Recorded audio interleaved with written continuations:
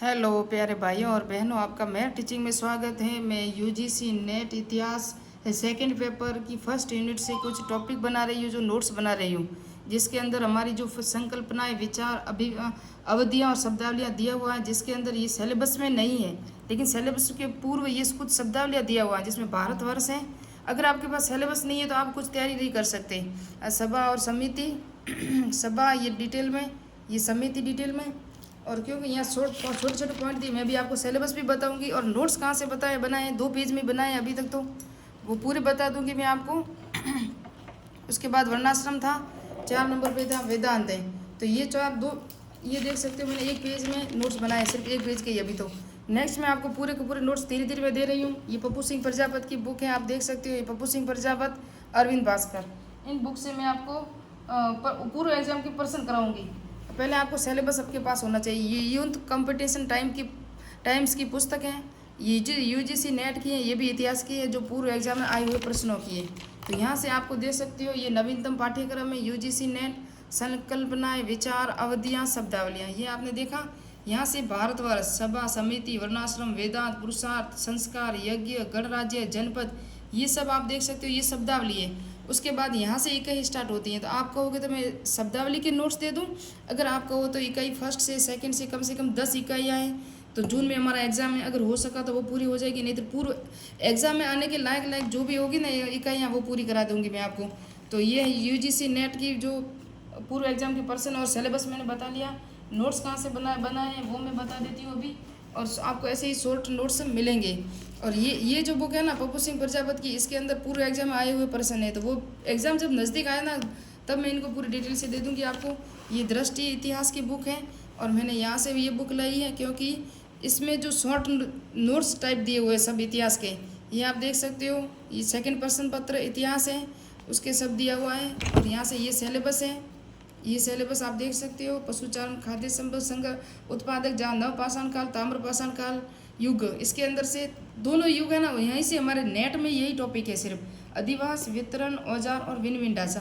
तो हमको ये 4 ही पढ़ना, आगे सिलेबस के आगे जाके नहीं पढ़ना, जिसमें से आगे फर्स्ट यूनिट में ये भी है, यूनानी, चीनी और अरबी यात्री, ये भी पढ़ना है, क्योंकि यहाँ से 100% 1% आता है, और स्वदेशी साहित्य से भी आता है। तो यहाँ से ये जो यूनिट है ना, यहाँ से 5% आएंगे हमारे, नहीं सॉरी 10% आएंगे। तो इसको हमको पढ़ना ही पड़ेगा। तो ये तो मैंने बता दिया नोट्स कहाँ से बनाए। एक मेरे पास ये बीए फर्स्ट ईयर की बुक है, ये आप देख सकते हो। बीए फर्स्ट ईयर भारतीय सभ्यता और संस्कृति, ये आप देख सकते हो। बीए फर्स्ट ईयर की मैंने बुक लाई। यहाँ से शॉर्ट नोट्स भी मिलते हैं, अच्छे अच्छे आराम से बना सकते हो हम, जिसमें से वेदांग हैं, ये आप देख सकते हो वेदांग, ये उपनिषद, जो भी छोटे छोटे टॉपिक दिए हैं, शुद्ध साहित्य। इसमें से नेक्स्ट ईयर में अभी फरवरी 2023 में एग्जाम में प्रश्न आया था कि नारद संहिता है ना, नारद संहिता, ये देखो नारद संहिता है ना, ये किसका भाग है या इसमें किसका वर्णन मिलता है। तो ये ज्योतिष साहित्य का भाग है, लेकिन इसके अंदर है ना, ये तत्कालीन सामाजिक जीवन और की जानकारी प्राप्त होती है। तो ये इम्पोर्टेंट था, इसलिए मैं बता दूं कि ज्योतिष के कितने भाग हैं, वेदांग 6 कौन कौन से हैं, और इसमें 6 वेदांतों के भी प्रकार कौन कौन से हैं, किस किस का वर्णन दिया हुआ है। ये भी मैंने एक बुक लाई है, ये आप देख सकते हो, आर्य कंपटीशन। ये शॉर्ट बुक लाई मैंने इसलिए कि मैं यहाँ से पढ़ूंगी, फिर जो पप्पू सिंह प्रजापत की बुक लाई है ना, यहाँ से मैं टेस्ट दूंगी, जहाँ से मुझे मेरा ये जो टॉपिक होगा ना वो क्लियर हो जाएगा। अब हम स्टार्ट करते हैं हमारे शॉर्ट नोट्स। 1 पेज में बनाए अभी। तो आपको अगर पसंद आए तो कमेंट करना। उसके बाद अगर नेक्स्ट में आप बोलोगे तो यूनिट से टॉपिक करूँगी, या वो छोटे छोटे टॉपिक दिए वहाँ से आपको सारे डिटेल दूँगी। तो स्टार्ट करते हैं। भारतवर्ष वाला ये पहला ही। तो भारत नाम का सर्वप्रथम उल्लेख ऋग्वेद में मिलता है। किसमें मिलता है? ऋग्वेद में मिलता है। और पौराणिक राजा दुष्यंत व पत्नी शकुंतला के पुत्र भरत के नाम से पड़ा था। किसके नाम से? भरत के नाम से पड़ा था। उसके बाद भारतवर्ष का सर्वप्रथम प्रथम शताब्दी ईसा पूर्व खारवेल की हाथी गुफा अभिलेख। इसमें खारवेल का हाथी गुफा अभिलेख है ना, इसमें भारतवर्ष अर्थात भरतों का देश का उल्लेख मिलता है। उसके बाद वैदिक कालीन जन या कबीला था ना, वो भरत के नाम से पड़ा था। जो वैदिक काल में जो कबीले या जन हुआ करते थे, तो उसका नाम भी जो भरत था ना, उसी के कारण हमारे देश का नाम भारत मिला। ये सब कह रहे हैं, यानी कि हमको यहाँ से प्रमाण मिलते हैं। अशोक के अभिलेखों में भारत का नाम जम्बूद्वीप मिलता है। क्या मिलता है? अशोक के अभिलेखों में भारत को क्या कहा गया है? जम्बूद्वीप, जम्बू नामक वृक्ष के कारण है ना। और उसके बाद हम देखेंगे सभा और समिति। सभा और समिति, सभा अर्थवेद में नरिष्ठा कहा गया है। किसको? सभा को क्या कहा गया है? नरिष्ठा कहा गया है।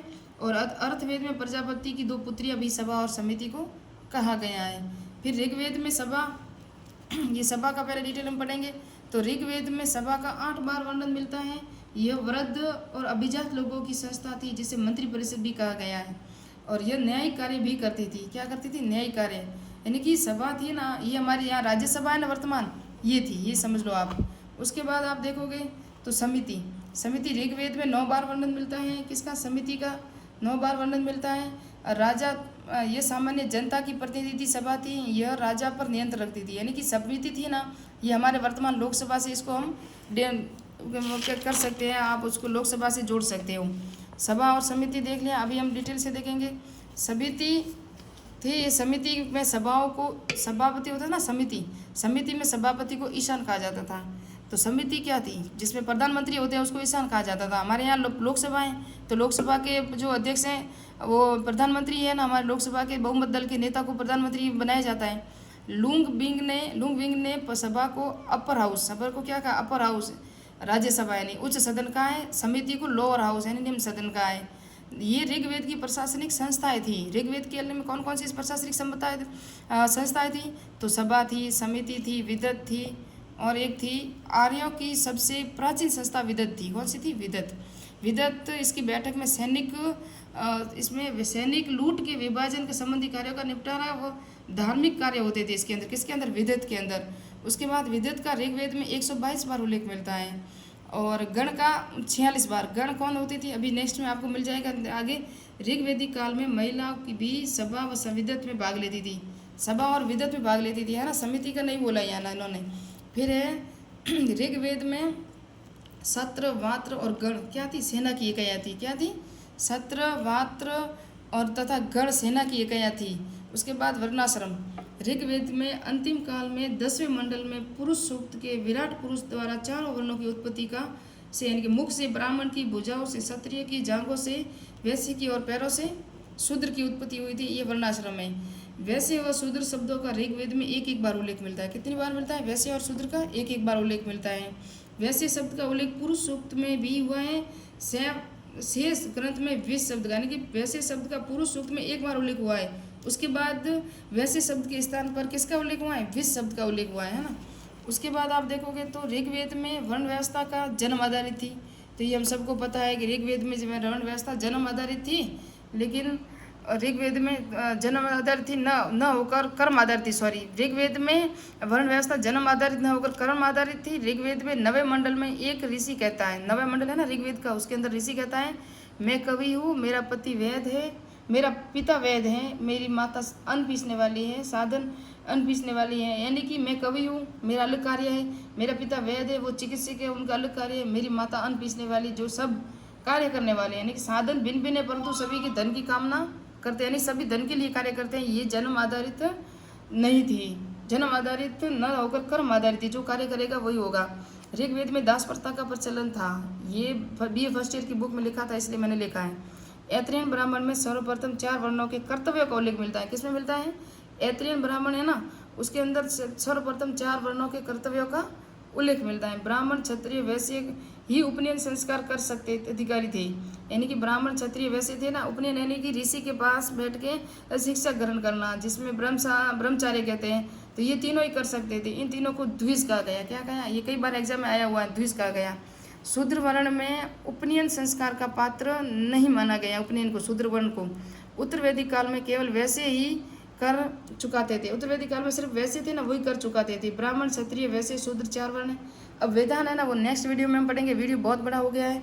और इसी तरह मैं अथॉरिटी सोर्स के साथ आपको छोटे छोटे वीडियो हिस्ट्री टॉपिक में नेट JRF नेट और UGC नेट का 2nd पेपर हिस्ट्री और असिस्टेंट प्रोफेसर की हिस्ट्री, इन दोनों को तैयारी करवाने की पूरी कोशिश करूँगी। और स्कूल व्याख्याता के लिए भी आप पढ़ सकते हो। तो मिलते हैं नेक्स्ट वीडियो में, नेक्स्ट पॉइंट।